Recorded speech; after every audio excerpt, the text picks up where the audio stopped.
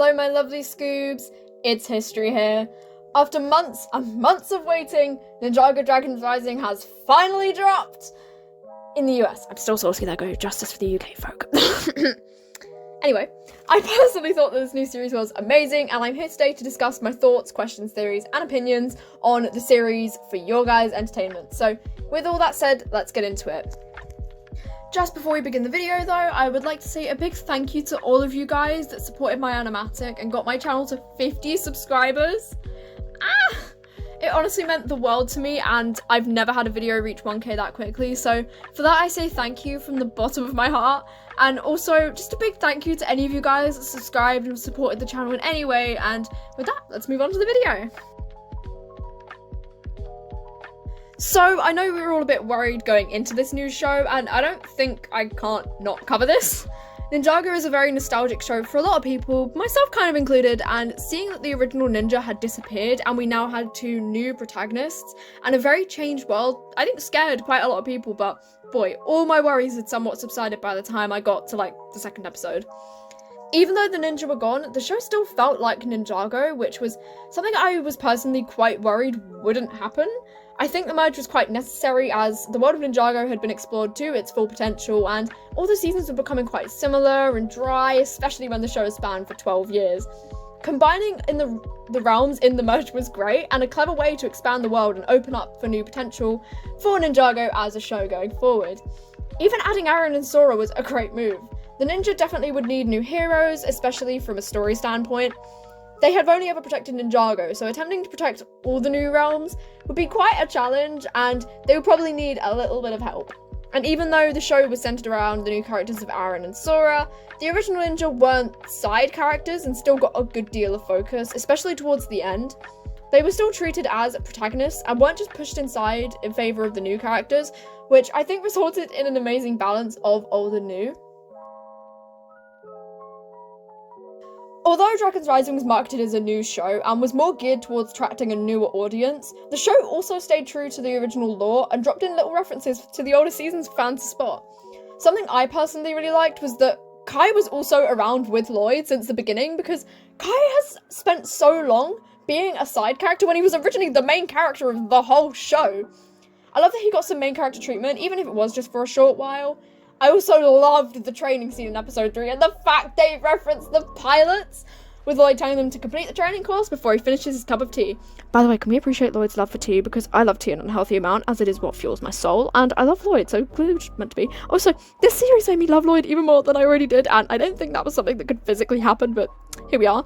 Anyway, I really like this parallel to the pilots, and I think it's just overall amazing. The reference to Moro was something I have been craving for far too long, and I'm so glad they brought back the elemental power of wind. Another example of the show still staying true to the original ninja was the tense scene in episode 3 that absolutely destroyed me. I don't think I have ever ugly cried that much in my entire life. As well as that, I have my own little theory that Aaron is supposed to represent the audience, or just be a character that the audience can relate to, or just see themselves in. I think it's there to explain details about the ninja and some lore that newer viewers won't know, and in a subtle way, but I do think a lot of audience members could possibly see themselves in Aaron. Speaking of theories, now, of course, because this is me, I have some theories I managed to come up with while watching.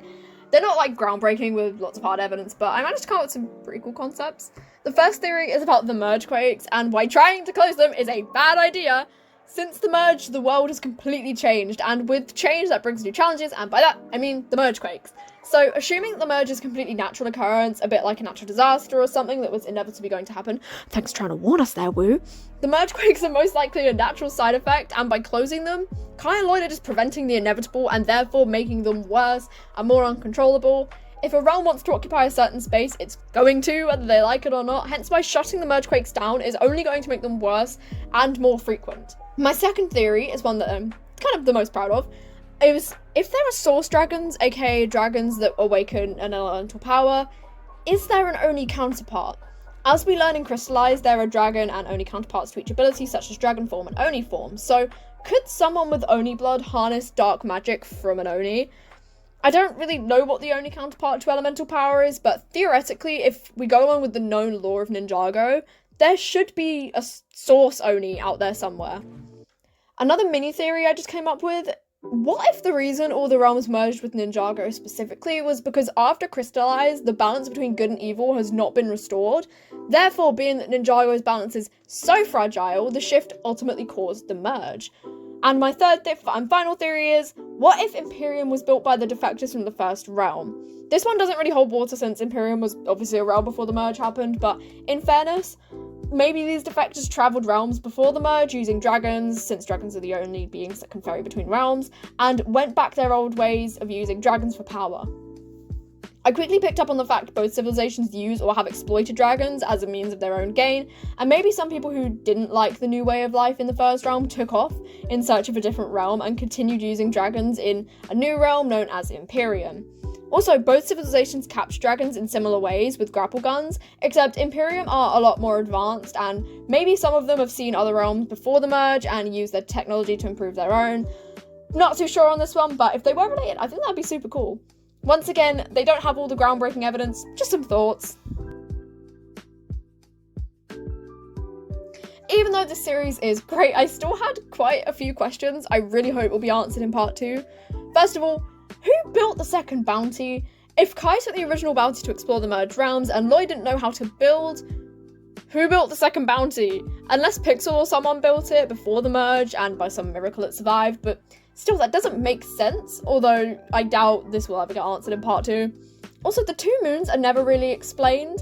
We kind of just accept them and they're never really explained why they're there. Also, did the departed realm merge with Ninjago? And if so, what happens if you die in the merged realms? I'm thinking maybe your soul gets stuck in like an eternal purgatory and no one can see you unless you decide to show yourself. At least this is what we see with Master Wu when his spirit comes back and manages to guide Nia, Kai, and to Zane. And he also shows himself to Lloyd too. Perhaps there's a thin veil now between the spirit world and the merged realms. Another big question I have is, why did Sora feel the need to change her name? Was it just to distance herself from Imperium, or was there another reason? And also, where does her elemental power come from? And before all of you in the comments say, the dragon, it comes from the dragon only sparks her power. She would have had to inherit it from an elemental master beforehand, so where did she get it from? Or is it just a new elemental power that's only ever been hers as a result of her time in Imperium? And how is Eurasia related to Morrow? And how did she inherit the elemental power of wind? Have the rules around elemental power changed since the merge? But theoretically, they shouldn't. So, what's the deal here, Ninjago? Now, not everything is perfect, and I do have a few gripes with the series personally, although majority of this is just personal preference, so if you like something I mentioned here, all the power to you. Starting off strongly, there is way too much idolization of Master Wu, especially in episode 3. I get it, he's the ninja's master, he's a part of the team, but he is idolized way too much. He had a very infamous track record of never telling the ninja anything and sending them into battle against a villain that they don't know how to defeat, and in most cases, Wu pissed off in the first place. He also endangered literal children to save Ninjago, throwback to Nelson's call out and crystallized. Needless to say, he was not the most amazing mentor, and all the concern being mostly on Master Wu as opposed to the other ninja just doesn't sit right with me. I also think that Little Lloyd's training scene should have stayed true to the old design, so basically using Lloyd's original ninja suit from season 1 instead of March of the Oni. Maybe even bringing back Jillian Michaels for a cameo would have been a brilliant nod to Ninjago's roots, and been quite nice for older fans to see. Newer fans would still know it's Lloyd. Blonde hair, green ninja suit, it would have still been obvious. Also, the motive for the team going back to Imperium was a bit stupid and easy to overlook, especially with Sora's backstory interrupting key events. I'm very happy they gave her a backstory and explained it to us, but they could have made the motive for going back to Imperium a little better and more clear. As for Wildfire, she seems a little bit irrelevant. She was a cool character, but I don't think we need to dedicate the first 5 minutes of episode 8 to her backstory of her getting raised by a dragon, information we already know because she outright told us. I think she was a good character to have because otherwise Lloyd would have never freed the dragons and he would have had to fight the Photon army alone, but still, we didn't need to know her entire backstory for the few minutes of screen time she got. If she had played a more major role, I could see them doing that, but she didn't. And finally we move on to Aaron, I really don't think he's that much of a well-rounded character, and he definitely needs more development in part 2. The only major things we know about his character as a character is that his parents got lost in the merge and he learnt to do spinjitzu on his own, and that is special about him. Other than that, he's a little bit of a Nelson carbon copy and gets little development, especially compared to Sora, who has herself an amazing backstory, great character development with her trying to come to terms with the fact that her power is hers and that she deserves to be a ninja, and her having to overcome her self-confidence issues. Compared to Sora, Arian is kind of a nothingy character, and it gets a little bit irritating when we're hearing, my parents were lost in the merge and he learned to do spinjitzu on his own, over and over, and it's never built on. And I'm really hoping they build on this and give Aaron some character development in part 2. And judging by part 1's ending, which I'm so thankful they didn't leave on a massive cliffhanger like they did last year with Crystallize, I think he will, and I'm really hyped to see how that will pan out.